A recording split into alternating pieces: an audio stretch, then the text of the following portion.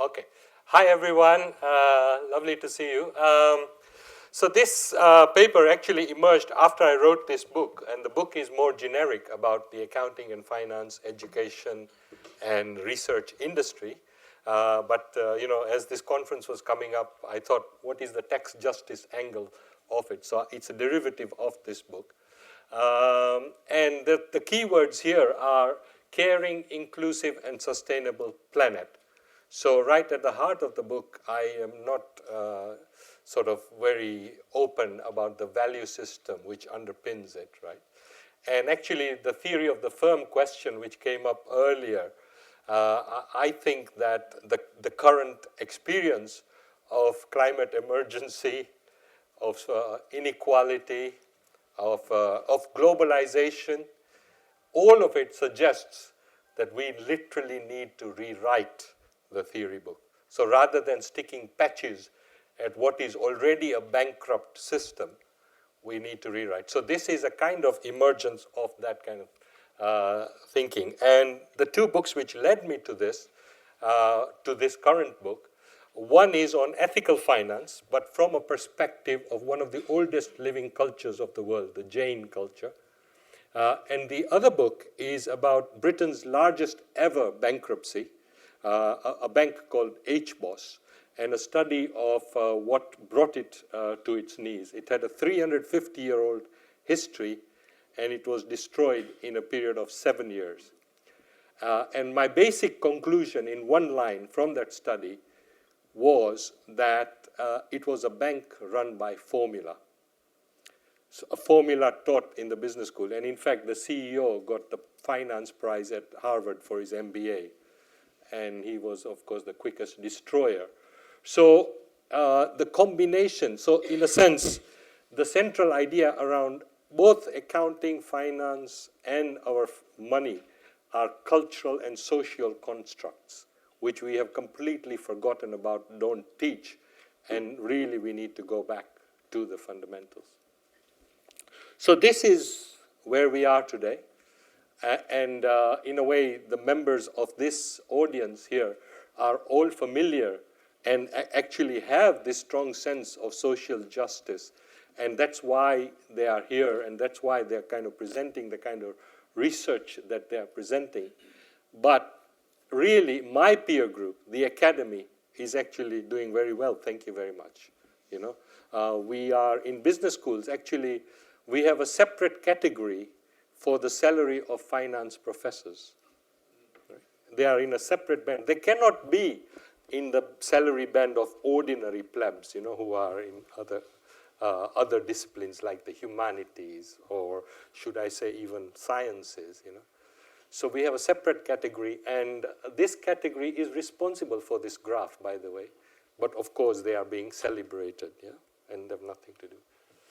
So the provocation I make is this, that really, not only at the moment, if anything, culture and ethics, if anything, are peripheral to business education, but they actually should and need to be made central to business education. So that's the bigger picture. And then from that picture, of course, from our knowledge about tax and tax justice, we can see how that fits very nicely in it.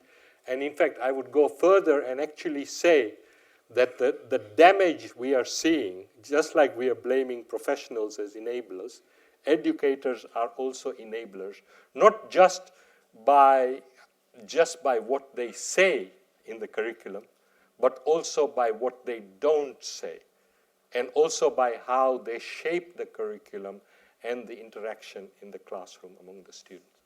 And I speak from about 30 years of experience of teaching these subjects. So let's remind ourselves where we are. This is a map of the city of London, the largest tax haven, onshore tax haven in the world.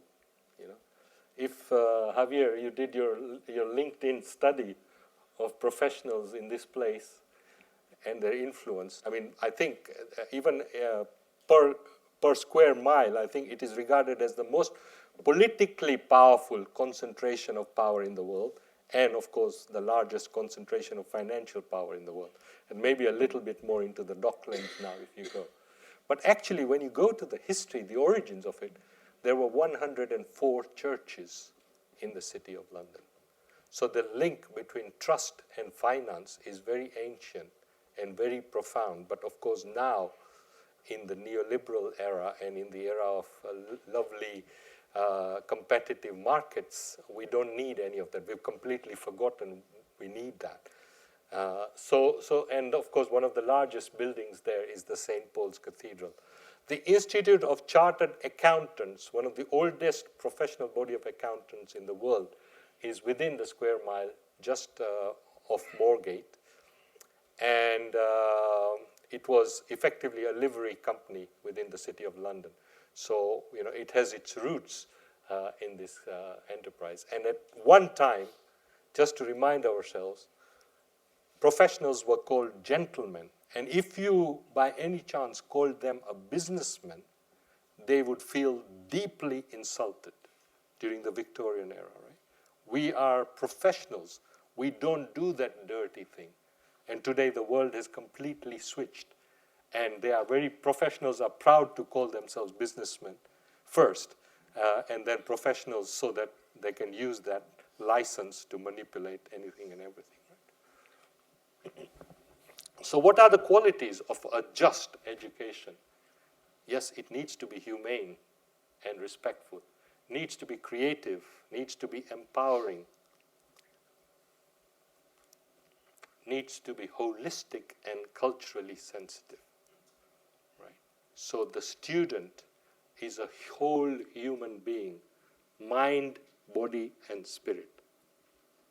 Right? We have separated those three in our Western education system for too long. And that's why we have a mental health crisis, a physical health crisis.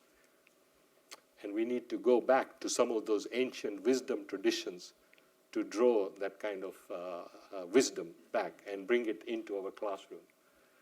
It needs to be personal and respectful. And in the context of tax justice, it needs to start with what society is, why we need public provision of so many things, how businesses benefit from public infrastructure, and how, as John Christensen has written in his book, how tax actually saves us so much money as a society, that if you remove the tax system, we have a society which just cannot function, right? So if we start young people with that kind of thinking, then other things become easier, and actually they will go into, even if they go into the KPMGs of this world, they will say, I'm not prepared to do that.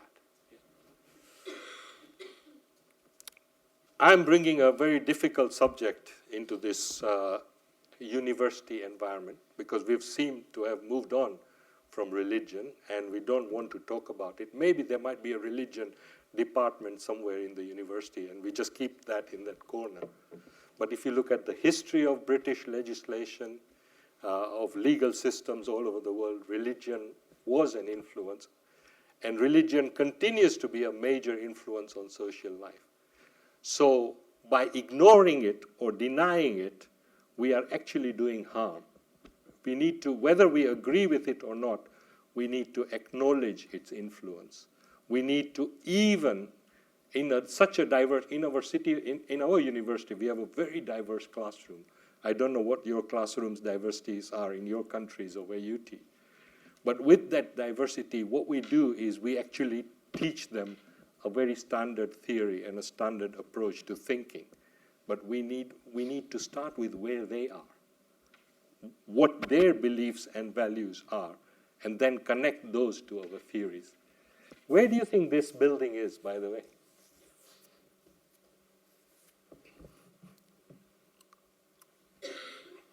Anybody guess?